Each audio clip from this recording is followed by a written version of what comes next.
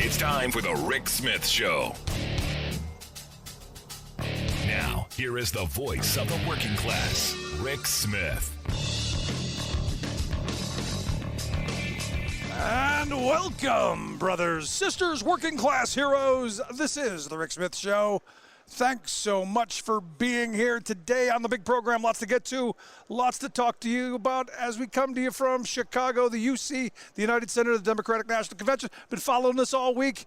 We've been grabbing people here in the hall, and I want to start right off with one of my favorite people, Ben Jealous. He's the chief cook and bottle washer over there at the Sierra Club now. You may remember he was the guy from the People for the American Way. What a resume, don't have time for it. But Ben Jealous, how are you, buddy? Good to see you, sir. Good to see you. You know, I am so excited about the change we've seen in our prospects since Kamala Harris has been the head of the ticket. We got a real shot here. You know, like you, man, I'm excited that we're opening factories again in America. All right, this world economy is going in one direction. China knows it. It's going towards batteries. It's going towards EVs. It's going towards changing the way the entire planet is powered to sun and to wind. The only question is, are we going to lead the world economy or China? And every time you hear Donald Trump, you know, bashing EVs or whatever, he really disrespects the people of Detroit. Yeah, there's debate. Do I want an EV in my driveway or not? You know, there's no debate over, do we want Detroit to build them or do we want China to build them? I think we're pretty much all in agreement on that. But when he poo-poos it, man, it hurts the future of Detroit. And that's fundamentally what we all need to be focused on, is making sure we rebuild the American manufacturing sector to seize the moment in the world and make sure we lead the world economy, not China. So I now got to stop because you're the environmental guy. You're the Sierra Club. Yeah. What are you talking about manufacturing for? You're supposed to be talking about trees and water and that stuff. So we got two big foci at Sierra Club, okay? We have our traditional work. We're the people who brought you the national park system. We would love to see it doubled because, you know, working people, we love our parks. And, man, you go there on a holiday weekend, there's a lot of traffic getting in. We also are the folks who are like the Jane the Baptist and the John the Baptist for decades saying, you know, there's a new economy coming. Well, now it's here.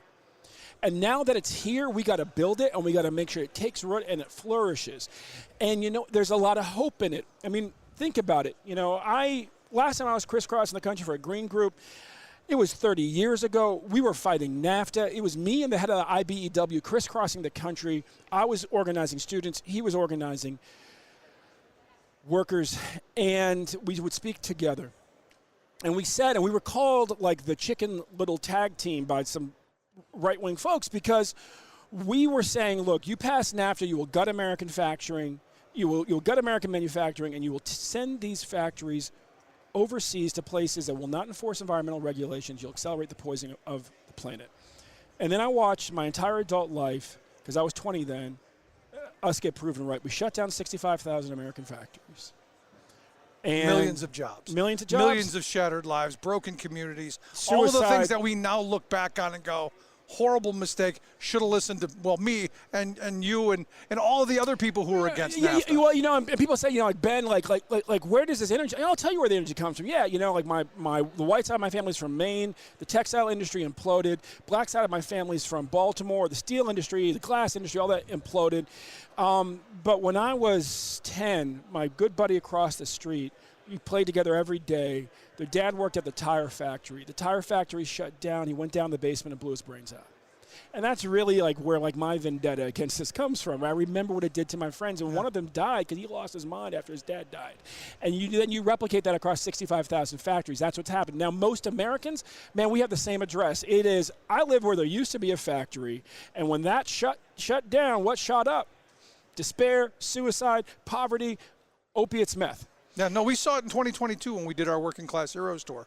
We went to those places that used to be where the factory was the heart of that community, was the lifeblood of that economy. And when it left, exactly as you said, it was the drugs, it was the alcohol, it was the domestic violence, it was all the negatives skyrocketed. And all of the positives that those good union jobs created were all gone. No, that's exactly right. And what created those jobs really was America saying, you know what, where is the science taking industry? Okay, we're going to get ahead of that curve and we're going to seize that moment. Well, right now, if you ask that question, where is science taking industry? It is towards renewable energy. It is towards batteries and EVs. The Chinese have figured this out. They are massively subsidizing all those things over there, trying to undercut every other nation on planet Earth so that our factories fail. In the last year, we've seen the cost of Chinese-created solar panels cut 50%. Then they introduce an EV that's $14,000. And all of that is the result, not that like they've got like folks creating cars and that they can actually get a profit on for $14,000. No. Their government massively subsidized all of this, and it's a long game. They say, look, we did this with Solyndra. We did this in America 12 years ago. They started to build up manufacturing capacity. We undercut them, drove them out of business. We're going to do that again. It's not just Solyndra. It's not that. It's with bicycles. It's with toys. It's with everything that we've seen. Because ultimately, when we gave permanent normal trade relations to them, we were told, no, they're going to bring in products. We're going to compete. You're going to be able to go to the store, buy an American-made product or a Chinese-made product. Well, that American-made product is gone. No, and here's the thing, and that could be like your flat screen television, and all of our weapon systems run off of flat screens. We don't make them. But you know what happened? COVID. Suddenly, America didn't have enough toilet paper. America didn't have enough, couldn't even produce enough ventilators or masks, and the damage that we saw as guys from working class families happen to our neighborhoods where our parents grew up or we grew up. Suddenly, everybody in the country and the leadership class had to recognize, oh my gosh, we don't make anything anymore.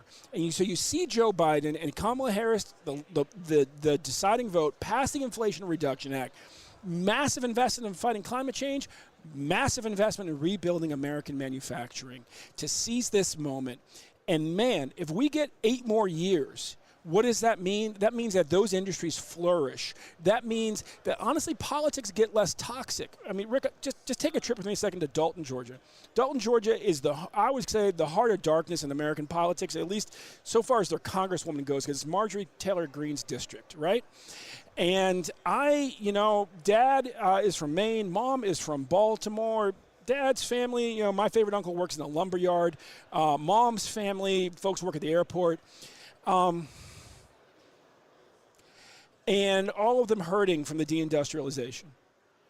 And so I go down to Dalton, Georgia, and I see the rainbow that is my family on that factory floor. I see a guy with a red face and a beard down to his belly, right next to a guy with, a brown brother with a tight fade, next to a woman who did not grow up speaking English. They're all laughing. They're all working together. They're all making stuff with their hands. They're feeling the pride. They're feeding the families. And it's a lot better job than the rug factory next door where they had to wear diapers from all the humidity. And just to get to absorb that humidity and not be in pain. And they are happy. And then you are walking out of the factory, and there's all these watercolors and Crayola drawings on the wall, and it's from last year's Earth Day competition where the factory workers' children were asked to depict how they see their parents working at the solar panel factory. And 201, those children are rednecks, right? Those children of descendants of slaves, those children of immigrants depicted their parents as heroes saving the planet. And you're like, wow, if this is the future of Dalton, Georgia, if we replicate this times 1,000 or 65,000, what happens to America? Yeah. We come back together. We make those places that used to be the places that are going to be. Yes.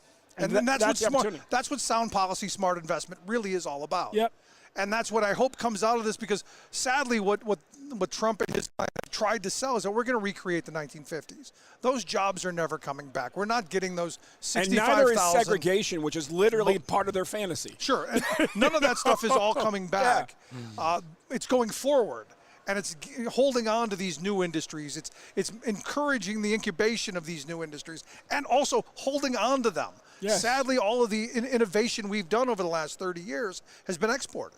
Yeah, well, and the other thing, honestly, right? I mean, again, you kind of see with like the rug factory, right? Like you say to somebody like, "How do you like working the solar?" Like, well, it's temperature controlled in here. I'm not working in an environment between like an oven, what I'm saying, and like glue, inhaling, what? And every day, even in the winter, I'm dripping in sweat, and so that's why they wear the diapers. They don't get, because it's very uncomfortable. And then so like that's great, and you're like, wow, this is a much more dignified job. No, right? but this is the thing. But then here's the other thing, right? that coal-fired power plant that these solar panels like will make not necessary, that's the reason in many cases grandma died of a heart attack and the kids have asthma.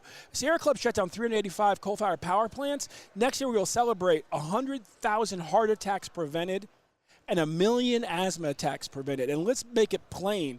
Those are, where do they put those factories? Next to poor white folks and working class people of color, right? Poor black folks, poor Latinos. They are happy to kill us. They don't want those like by the suburbs. They don't want this by the rich folks. So those are our heart attacks. Those are our asthma attacks that get prevented. This is a healthier way for us all to live. That was my childhood. I grew up in a housing project on the west side of Cleveland, right next to Hopkins International Airport. Yes. I suffered from asthma all the way up until I was about 15 when I moved into a much better neighborhood with my grandparents.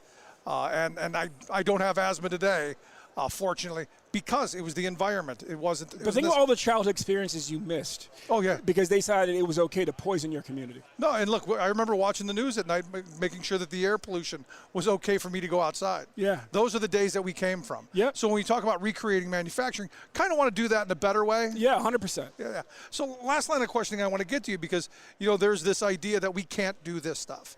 I have my Sierra Club friends who are like, no, we should bring all those EVs in from China because we need to get to this zero as soon as possible. Don't care about the jobs, care about the environment. Is it possible to have the manufacturing and get to where we need to go without surrendering our economy or 100%. Or all of us just standing around looking at each other? Well, 100%. This is the fundamental different thing about being an environmentalist now than it was, say, when I was a kid, which is like, American manufacturing was destroyed by NAFTA. It was destroyed by corporate greed. So now we get to build new factories. They are cleaner factories. They are smarter factories, and they are building the technologies that clean our air. Right, the technologies that will make it possible to restabilize our climate and get out of this season of superstorms. And so, yeah, we get to reap a lot of the good and avoid a lot of the poison. Is it possible to undo the damage we've already done? Can the planet heal itself? The planet can heal itself. We saw that with NAFTA. Because the planet will be fine. Yeah, no, that's us or a screw. Yes, no. Look, we saw it with NAFTA. People were driving less, and literally you saw forests start to kind of green because they didn't have dust all over the leaves. You saw water get clearer because the pollutants from the tailpipes weren't going into the water. You saw nature heals itself. We as humans destroy it. And, as a person of faith, as a Christian growing up, the first commandment I learned was protect the garden. It was Genesis. You know what I'm saying? It was on the road towards Jesus. Yes, the world will heal itself if we stop polluting it and destroying it at the massive rate that we are right now. So the difference between the Harris-Walz ticket and the Trump ticket is that the Harris-Walz ticket, this is fundamental American capitalism. This is fundamental American leadership. This is saying the science is heading this direction. Like Wayne Gretzky, let's get to where the puck is going and let's lead. And Trump is literally in the rear view mirror about to drive us off a cliff. He's not looking through the windshield. He's not paying attention to where the world economy is going. He's living in this nostalgia act. And the reality is, every day that we delay really owning the future of the green economy is a day that privileges China to take the lead, and that's nothing that we can afford. So, last real quick question: thoughts of this shindig here? What's your vibe? Oh man, my vibe is so good, bro. It literally, I've been active in presidential politics since I was a 14-year-old organizer for Jesse Jackson. And you often show up. I remember the switch from the Jackson energy to Dukakis, right? And it was just it went from transformation to we're going to try not to lose, And this year it feels like we're playing to win. And I love playing to win. No, but by all means, the energy in this room, just amazing. With Ben Jealous, I appreciate you taking time for us. Appreciate you, Rick. Good stuff. Want to hear your thoughts. Can we do all those wonderful things? I want to hear your thoughts. Right back after this. Rick at thericksmithshow.com. Saving work in America, one show at a time. The Rick Smith Show. We are AFGE, the American Federation of Government Employees. We represent 700,000 federal and D.C. government workers who are the vital threads of the fabric of American life. We support our nation's military. We take care of our nation's veterans. We protect our nation's borders. We respond to our nation's crises and natural disasters. We provide services to our nation's seniors. The American Federation of Government Employees. We work for America. We are AFGE, the American Federation of Government Employees. We represent 700,000 federal and D.C. government workers who are the vital threads of the fabric of American life. We support our nation's military. We take care of our nation's veterans. We protect our nation's borders. We respond to our nation's crises and natural disasters. We provide services to our nation's seniors. The American Federation of Government Employees. We work for America. Welcome back to the Rick Smith Show. Now, here is Rick Smith. Welcome back to the Democratic National Convention here in Chicago, and I have run into a good friend, former Alabama Senator Doug Jones is here to share some thoughts on the convention and Tim Walz's speech. Doug, great seeing you, buddy. It's great to see you, Rick. It's always good to be in person rather than across a computer screen. Absolutely. So let's get right to this. You've done this a lot. You've been to these before. Thoughts? Unbelievable. I mean, I'm telling you, Rick, this convention is one for the ages. It is exciting. There is more energy. There has been laughter. There's been cheers. There's been tears. There's been everything. But what it has done, frankly, is reflect America. It reflects the best of America. It reflects what we need to be, the unity, the spirit. Everything about this has just been extraordinary. No, I watched Tim Walz's speech, and look, it reminded me of my high school years. Absolutely. My high school football coach, and I threw it out on Twitter and said, hey, share some of those thoughts of that coach that inspired your life or pushed you to be better, and the response was incredible. Well, what I've told some folks this morning, I did a couple of speeches, and I said, I'm so glad right now, coming from Alabama, okay. Don't go to the football thing with this. No, I'm going, man. I'm going there because I am so glad that the Democrats are giving football coaches that can go into politics a good name again, okay? I'm going there with you because we've got the dumbest guy in the U.S. Senate right now from your state, sadly.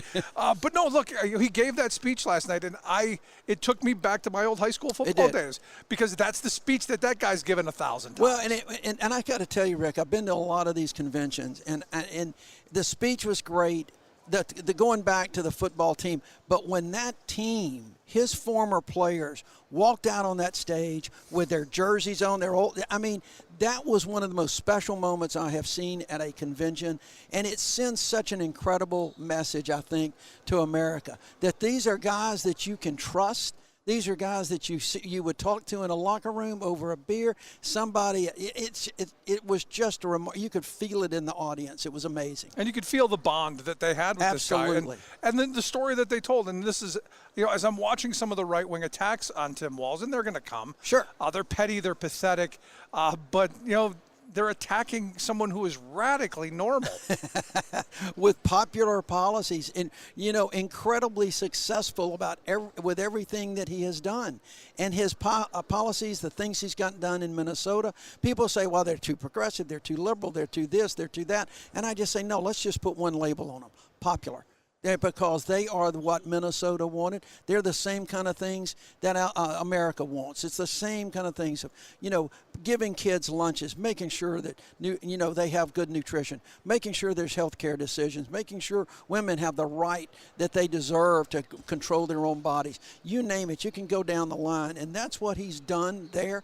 And that's what he can take, I think, to Minnesota. And those policies, Rick, I think are popular in areas that you and I go to a lot. But they don't always listen because Democrats have been kind of demonized, and so they immediately turn you off. Right. Not anymore. Not with Tim at the second spot on this ticket. I think people are going to pay attention and listen. No, look, people ask me how I've come to my political positions, and I said it's life.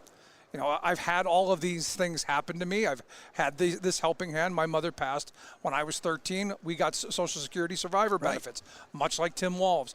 You know, I went to school. I lived in a high poverty area. I had to get free school lunches, had to go to a separate line. So to me, that's a sore spot, something policy-wise I would want to change. And I listened to Tim Walz speak. We follow the same path. The things that we've experienced that we want to change, he's done. And your experience is so much like so many people in America. And so many that are trying to make up their minds about which way they're going to vote right now. Or either they think they've made up their mind, but they're not quite sure because they look on the other side of the aisle and they see nothing but chaos and division and darkness, you know, and retribution.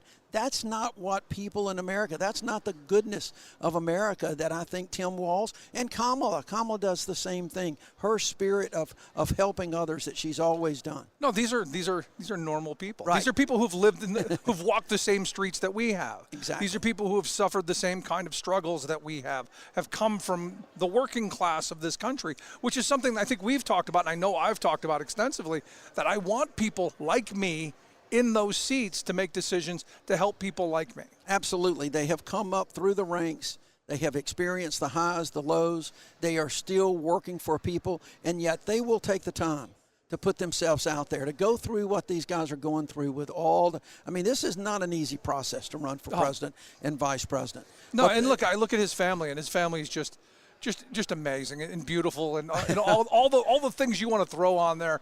I mean, the reaction from his son last night was just. How could you not be almost drawn to tears with that? Now, let me tell you, my wife had to come apart when she looked up at that big monitor and saw that. We were sitting in the Alabama delegation.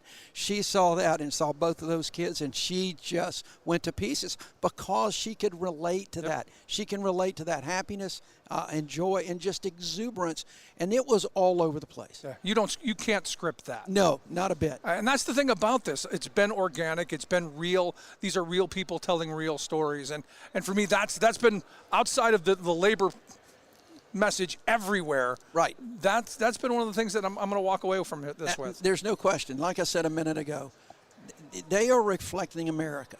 Okay, they come from different backgrounds, from California to Nebraska all the way to Minnesota. They come from different backgrounds in different places, but they have come together for a common purpose, and that common purpose is us. And this election, Rick, is not just it's not about them. And that's what I'm taking away from this, that they are truly showing to the world. It's not about Kamala Harris. It's not about Tim Walz. It's about you. It's about the people out there. It is about America. And it's going to be that legacy. And the question that I think people really have to ask themselves when they see the contrast between Harris and Walz versus Trump and Vance is, what kind of America do you want?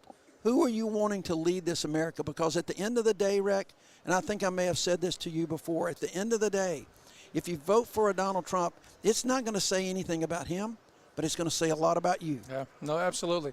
And look, you know, I've been following this. I've been following politics as you have been for decades. Never in my lifetime have the comparisons been so opposite. Oh my gosh. I mean, there's no, you know, the frame a while ago is, well, they're all alike. They're both parties are the same. No. Not even close. No. That, you know, that dog don't hunt. No, that's exactly right. That dog don't hunt. And we can talk about that. And, you know, I told some folks, I spoke to several delegations this morning, that I think one of the things I'm proudest of with Democrats, and you know, I have been saying things for years. Democrats throughout the South have been saying this for years. And now we have finally done it. We have finally started taking back the flag. We have started taking back patriotism. We have taken back freedom, real freedom, as was said last night. And that's really important for, I think, the people of America to see that we mean this. We are sincere about our love for this country as opposed to someone who says we're a bunch of losers. Yeah, no, I look at Tim Walz, and that's all authentic, all real. I've got that neighbor. Absolutely. And the thing is that this ticket, I think the majority of the country can find something in either side or in the whole thing that they identify with. And Tim Walz, clearly someone that I identify with. But I talked with an African-American woman the other night, and she said, you know, I identify with Kamala Harris. We led the same lifestyle. Yes. Look, what I've talked to a number of people about is this, that you see all these polls out there. Okay, what's the most important issue? The economy, abortion, jobs, the border, those kind of things. I don't think that there's that many people. I think the abortion issue is going to drive more votes than anything else, especially with women. Sure. But people are going to look at the whole package, and you're going to see in this ticket a lot of things you like, some that you don't necessarily like or disagree with. But that's not always the point. You can always find common ground. And that's what they're going to be doing. They're going to find that common ground. They're not going to be dividing people like the other side. No, and the difference is I do believe that they will listen. Absolutely. Even if we're not on the same side, they're going to listen, and there's an opportunity to move them. The old FDR thing, you want me to do something? Get out there in the streets and make me do it. Yeah, look, I don't know Tim Walz. I've not met. I can't wait to get a chance to talk to him because we talk alike. In a lot of different ways. But I know Kamala Harris, and I know how she listens, and she responds. But she listens. She goes where people are. And that's what this whole convention has been about, right. Going where people are, going where America is. Let's change streams a second, because on Monday night, President Biden came out and just killed it with an amazing speech and laid out what I think is his legacy. And the fact this is his legacy. Right. Any thoughts when you watch that speech? Yeah, because you're friends. Now I've been a part of Team Joe for 46 years now, and I got a chance to visit with him in the White House a couple of weeks ago. It was the same day that the prisoners were exchanged and they were coming home. We broke up our meeting so that he could go to Dover to meet those guys, and he was in a good mood. Look, Joe has had 50-plus years of incredible public service. I don't care what anybody says. He has been so demonized. He is a national treasure. The things that he has done, the way he has brought this economy back, the way he saved lives with health care, the way that he has brought our allies together and fortified our standing in the world. That's a really, that for years, Rick, I think we took that for granted. Yeah. That we were the big, we were the glue holding democracies around the world together, and it was coming apart under Donald Trump, and it will come apart again. And he fortified NATO. He brought these countries together. We are now back to the moral leader of the world, and his legacy is going to be amazing. I've just been so proud of him, so proud of Jill and the entire family. That in this administration, to have been a part of it for at least a couple of months during Justice Ketanji Brown Jackson's confirmation just means more to me than I can describe. And in 200 years, we're going to learn about my great-great-great-great-grandchildren are going to learn about that selfless, absolutely historic act of stepping aside and doing transformational administration, but passing the torch to a generation that I hope is going to carry this on well into the future. Absolutely. Another George Washington moment. We haven't had one for 200 and something years. To me, the most important part is restoring the calm. Yes.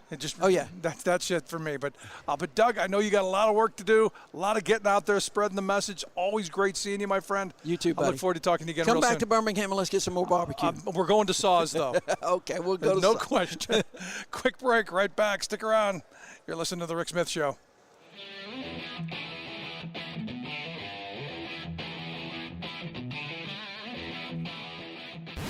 Saving work in America, one show at a time. The Rick Smith Show.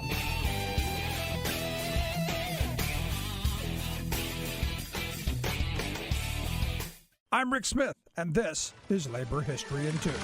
On this day in labor history, the year was 1900. That was the day that folk singer Malvina Reynolds was born to a Jewish family in San Francisco. Her parents were socialists and operated a tailor shop. Malvina learned the price of speaking out for what you believe in at a young age. Her parents opposed U.S. entry into World War I. Because of this, Malvina's high school would not issue her a diploma. She was able to still go to college at Berkeley, where she eventually earned her Ph.D. She married carpenter and labor organizer William Bud Reynolds. She became a prolific folk singer, playing around the Los Angeles area. During the 1960s, she wrote about songs supporting civil rights and labor rights. Her Her song, Free Enterprise, offers the lyrics, "The air you breathe is poison. The food you eat is worse. The dollars in your paycheck are pennies in your purse. There's nothing free about it. You pay at every turn, except the guys in Wall Street who have the stuff to burn. They had to make new brain machines to count their profits rise, but since there's always room for more, they can still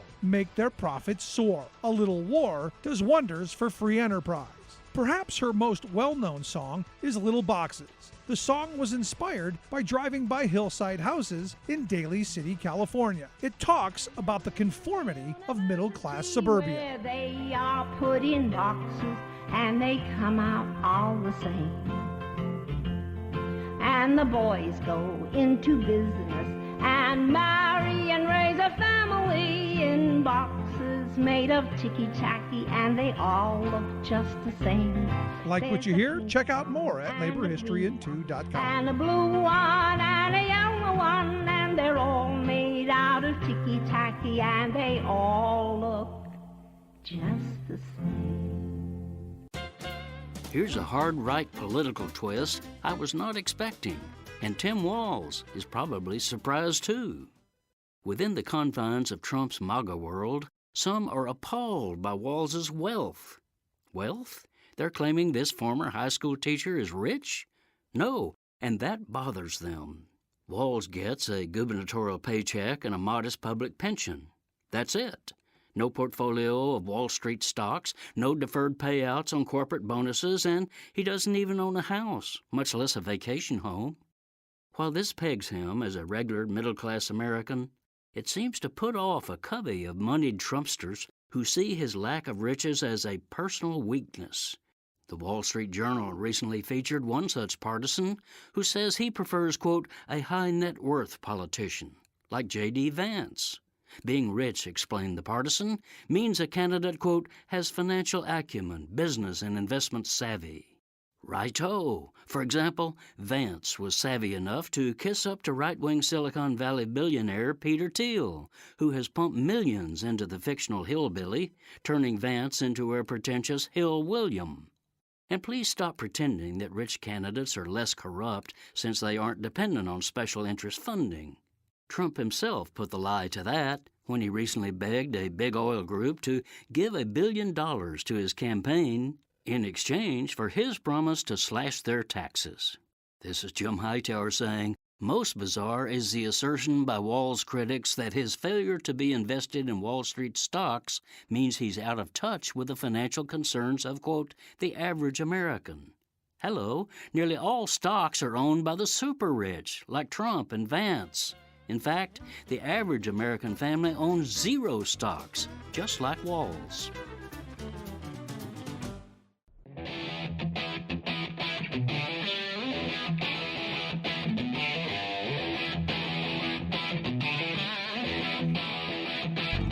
Welcome back to the Rick Smith Show. Now, here is Rick Smith. So one of the things we've been talking about on the program for some time, that Project 2025 thing, the future of the nation if Donald Trump gets elected, heaven forbid no, but the whole repealing of the 20th century and the middle class that was built, as opposed to someone on the other side like Joe Biden and Kamala Harris who say, look, we had an incredible middle class that built this country, and it was unions that built that middle class. And that's why I think it's important to focus on labor issues while we're here. That's why I've asked Dan Pedrati to come sit down with us.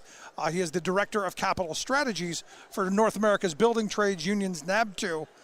Dan, thanks for taking time for us. Thanks for having me on, Rick. I appreciate it. So, I mean, this is going to be a central focus, I think, of this entire campaign. That document that the Heritage Foundation dropped, 900 and some pages of terrible, focuses a good part on you and your members, and not in a good way. Right. No, they put down on paper their plan to, as you said, eliminate the last table leg supporting the middle class unions, and particularly things like right to work, and doubling down on their attacks on workers who are trying to organize as well. So it's both a political attack and a policy attack, an ideological attack on unions. And I think particularly for building trades members, they've seen both with President Biden and Vice President Harris the overwhelming support for unions. I worked for Vice President Harris as part of her chairing the White House Worker Task Force, which its express focus was increasing union density and supporting workers. But union members and building trades members have also seen attacks on our apprenticeship system under President Trump, raising their taxes by taking away the union dues deduction. So it's both an existential attack on labor as a force at a moment where at our most popular, but it's also this death by 1,000 cuts chipping away at unions as well. And that's something I think, as I live in Cleveland, I've been talking to union members in Michigan for the last 2 months, is something that is getting union members to sit up and pay attention and know that their livelihood is on the line here. And I got to imagine this most recent, effusive praise for Elon Musk for firing striking workers. I got to imagine that, every union member in this country's got to sit up and take notice, because that arrow is in the quiver. Not like everyone's going to go on strike, but it's something that you don't want a president to go, no, we've seen what a president firing strikers has done. Yep, it's straight out of President Reagan's playbook, and we saw, that they treated this as sort of something that was funny, something that was trivial. Workers go out and strike, they use collective action, fire them.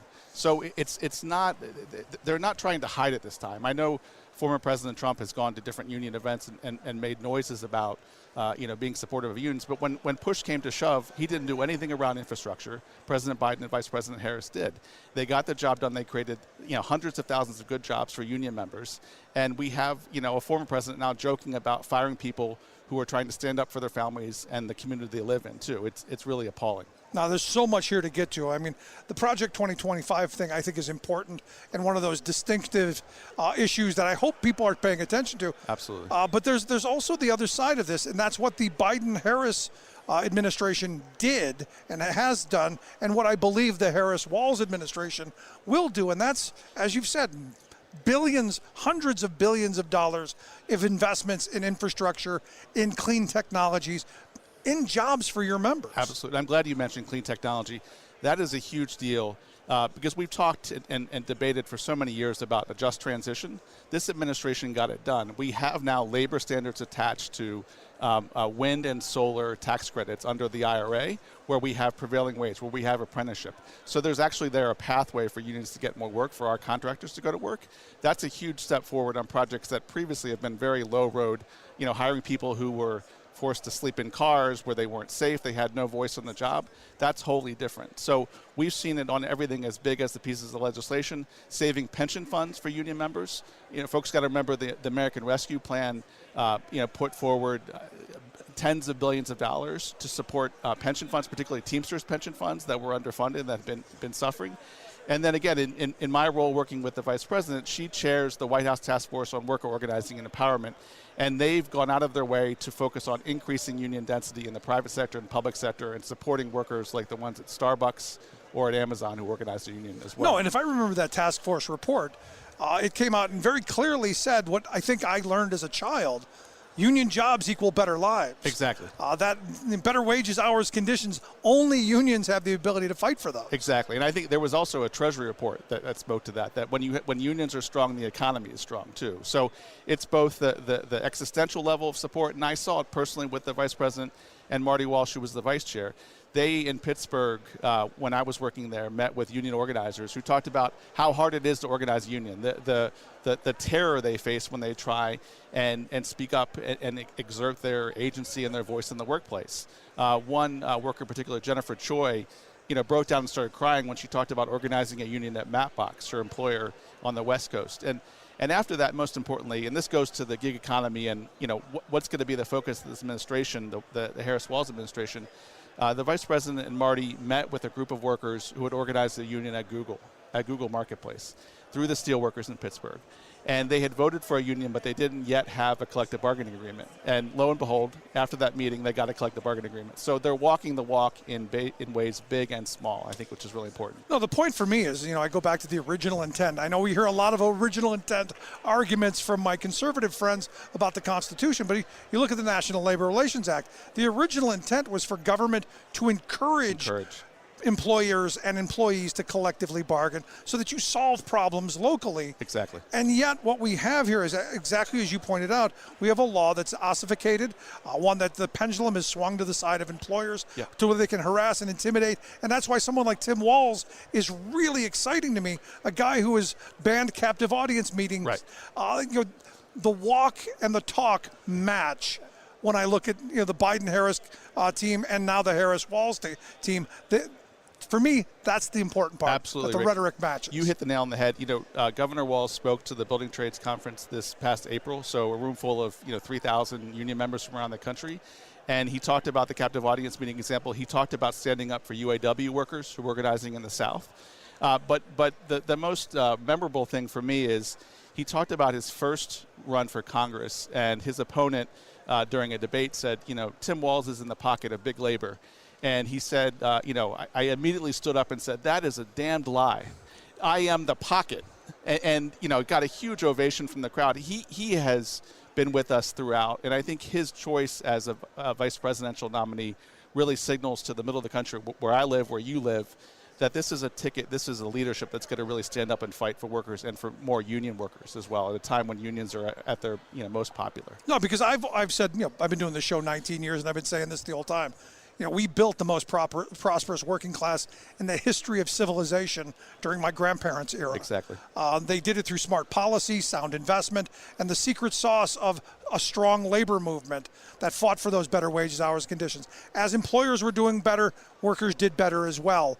So for me, the labor component of this is I think one of the most important parts that sometimes gets left aside by Democrats. Absolutely. Now, we've seen this in the past where there's been a lot of there's talk.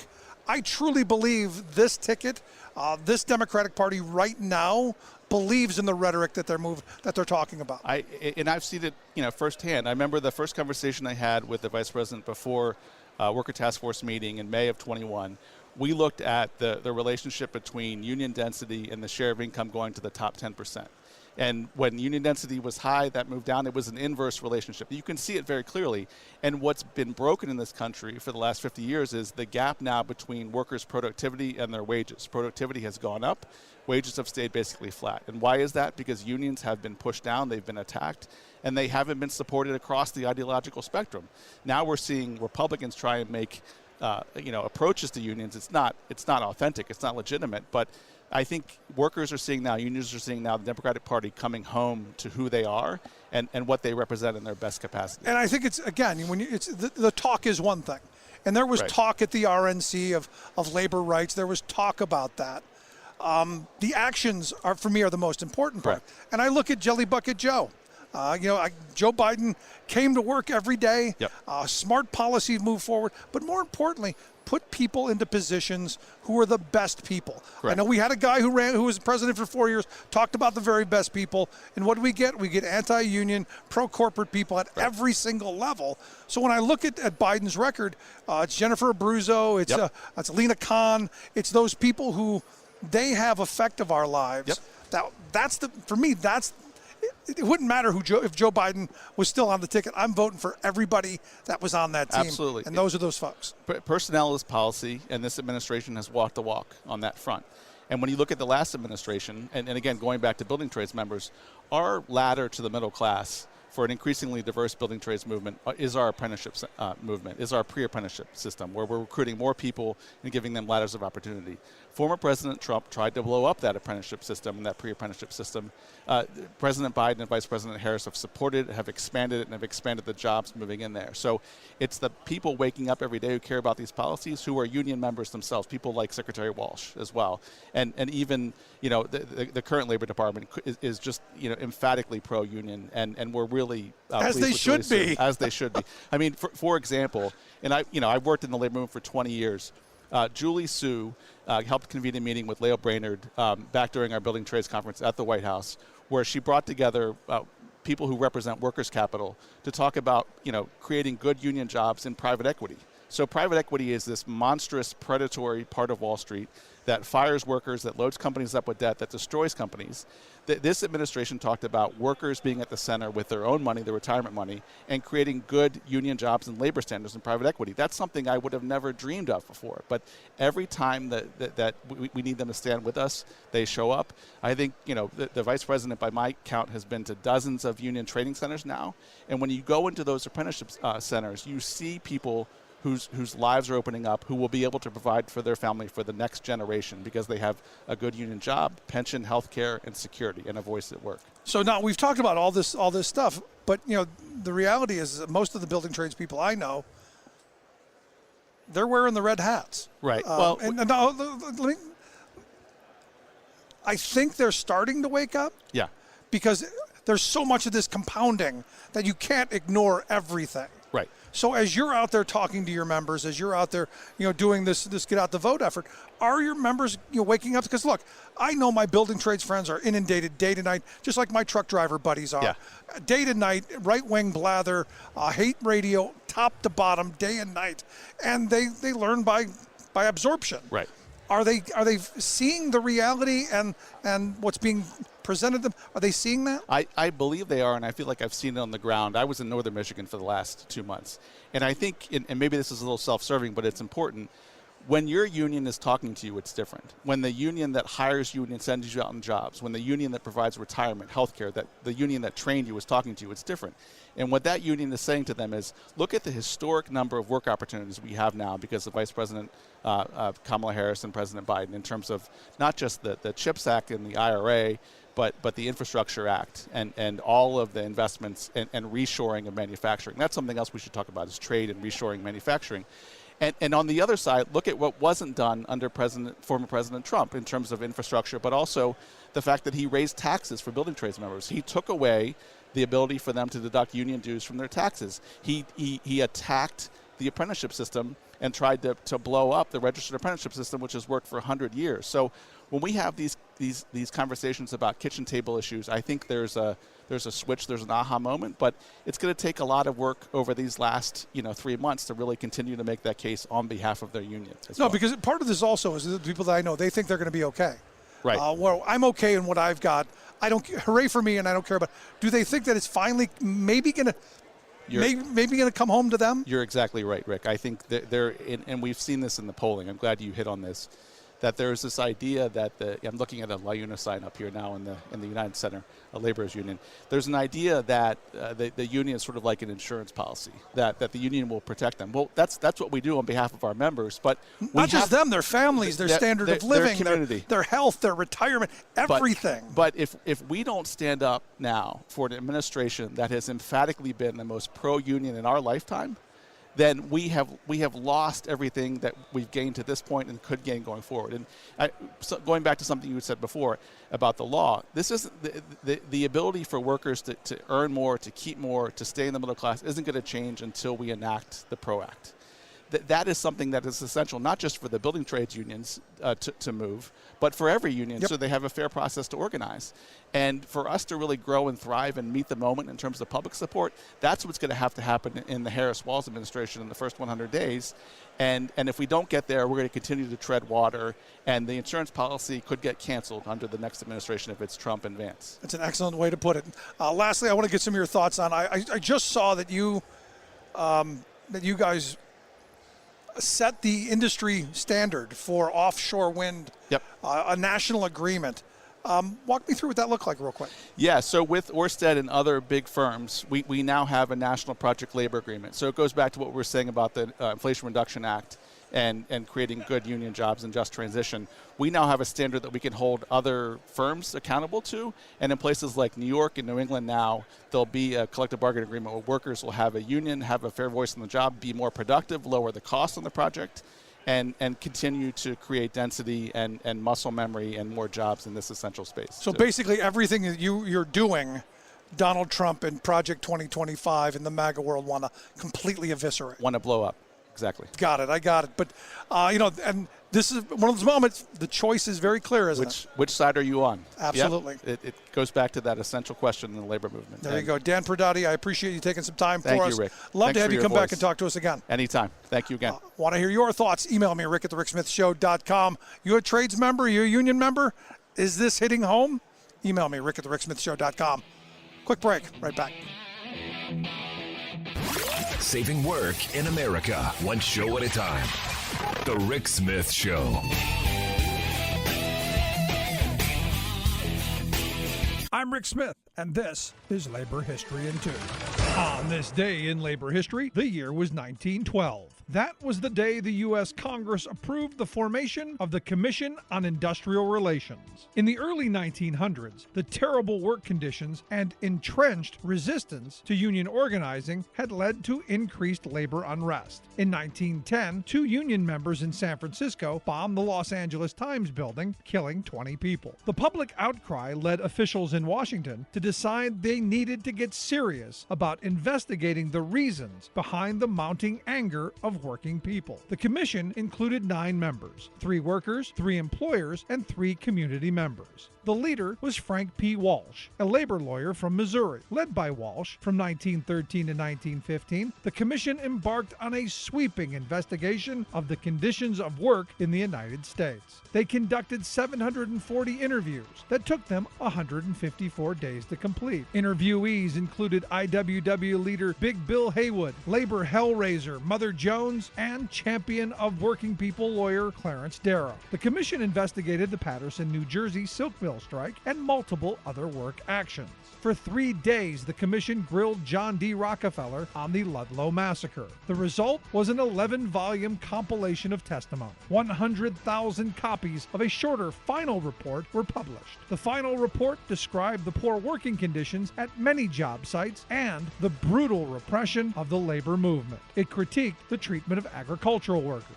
Predictably, many found fault with the commission's findings. The New York Herald called the commission's chairman Walsh a Mother Jones in trousers. Despite these critics, the comprehensive report stood as a powerful, detailed review of the conditions faced by thousands of working people every day. Like what you hear? Check out more at laborhistoryin2.com. Welcome back to the Rick Smith Show. Now, here is Rick Smith.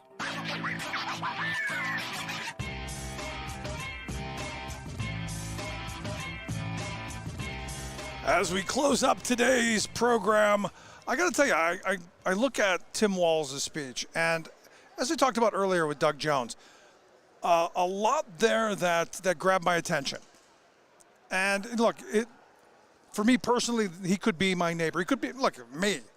The things that he's gone through, the things that he's talked about, things that I intimately identify with. You know, as we said last week on the program when it came out that when his father passed, that the family collected Social Security survivor benefits. And here's a guy who got this, as I did, and oddly enough, does not want to destroy it like we saw with Paul Ryan. So for me, this is a politician who has lived through some stuff, has come to his political positions through the hard knocks of life, has seen people struggle, suffer, tighten the belt, seen paychecks not go far enough, and has said, hey, there's got to be a better way. And using government as that tool, that's the important part of this. The idea that we can make actual change and make people's lives better, that's a great thing. And, you know, as this frame keeps coming out about, you know, Coach Walz, it started me thinking about my own experiences. Look, I coached all of my kids' sports, basketball, baseball. You know, I volunteered as a big brother for years and helped coach his football team. So you see how these kids grow. You see how the light goes on when they get it. So from a coach's perspective, it's an incredible thing. But I also remember it as a player, as that kid being coached, being that knowledge being shared, and that want for you to do better. And I think about the high school football coach that I had, a guy named Jerry Younger. He passed many years ago, but you know, in In Ohio, he was football lore. Because we were a fairly small school, but competed on a bigger level. And while in the moment, I didn't appreciate the pushing. In the moment, I didn't appreciate the words that were being used. It did push me to be a much better player, a much better person, and a much better teammate. And ultimately, part of the man that I am, and a lot of it, because to be honest, without athletics, without football to begin, and then basketball and baseball and everything that came with that, I probably would not have completed high school because of where I was in my life. Look, I grew up in the housing projects where a lot of people unfortunately didn't, and sadly still don't. And I was, with my grandparents who they were ready to get on with their retirement. They were ready to move to the next phase of their lives. Taking on an incorrigible, delinquent 13-year-old was not in their cards, but they did it. And I quite easily could have seen if I would have decided I'm not going to continue, that them being unable to stop that. But it was that coach who I almost got into a fist fight with, oddly enough, that really made me want to get up every day and show up to school and do the work, and for the privilege of playing, for the privilege of taking out some of the anger I had on the playing field. And that really, really shaped who I am. So when, again, I go back to it, I'm sure people are tired of hearing this already. I'm getting the emails. When they go low, you get lower. That's the basis of football. It's leverage. So when they go low, I was always taught you push their face into the mud. And as they're going down, you put your knee in their back so they don't do it again. And I see Coach Walls as one of those guys, one of those caring, compassionate people who, is going to be there. And it got me thinking about, my own experience with Coach Younger. Because, there was a moment where some weird things happened when I was a kid. And my grandfather and I did not see eye to eye an awful lot. But I had brought my football helmet home, and he took it all apart. Weird. And I went back to the coach, and I said, look, I can't do this. And he put his arm around me and said, okay, we'll just get you another helmet. It's not that hard. And was there when I needed those moments of encouragement, those moments when you weren't ready to take the next step, those moments where you thought you couldn't go any further. And there to encourage and push. Not because it meant the world to them, but because of what it could mean to me and to the rest of the team. And that, learning those lessons, I think, are invaluable. Now, look, I got bad knees to show for it, thanks to some moments. But those are life lessons that I think that are incredible. And to see the players of his team come out there and support him as they did, that's incredible stuff. And it's the kind of stuff of Americana. It's the kind of stuff that's who we are. And that's why when I look at Tim Walz, I'm encouraged. And look, I said from the beginning, the first choice of any president or any candidate who's running for president, who's going to be their partner? Kamala Harris hit it out of the park. Because this is a guy who the right is trying as hard as they can to demonize, to make fun of, to try and tear down. This guy seems unimpeachable. His reputation, all the people have gone, yeah, he pushed me out of a snowbank. I got to question this. This is where my mind goes.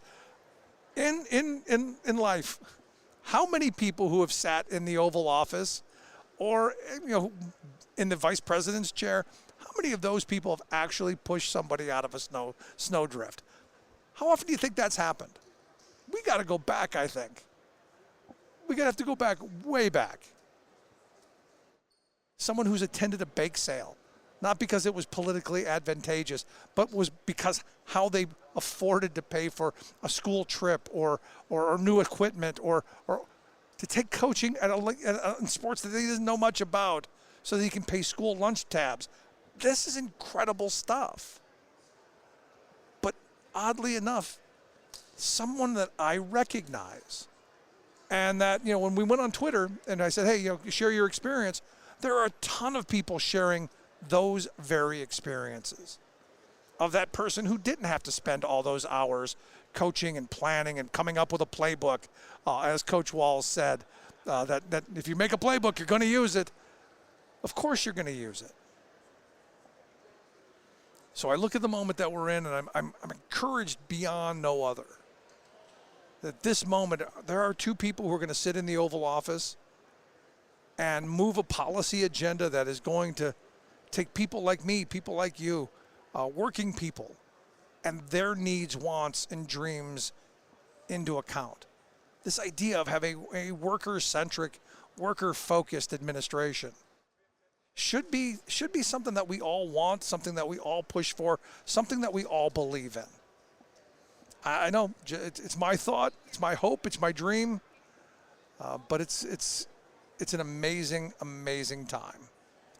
But I want to hear your thoughts. Do you identify with someone like Coach Walls? Is there someone in your background, someone that you came across when you were in high school, someone that you came across when you were a young person, someone who influenced what you've become? Can you see that influence in your everyday life now? I want to hear about it. Email me, rick@thericksmithshow.com, because I think this is an incredibly important moment. Incredibly important. But so far, this convention has been obviously the most electric, most energized. And the question is, how does it go outside? I want to hear how you're feeling about this. Is it resonating outside the walls of this arena? Email me, rick@thericksmithshow.com. If you miss any portion of the program, download the podcast. Wherever you get your favorite podcast, you'll find ours. As always, thanks so much for being here. We'll see you back here next time. You've been listening to The Rick Smith Show.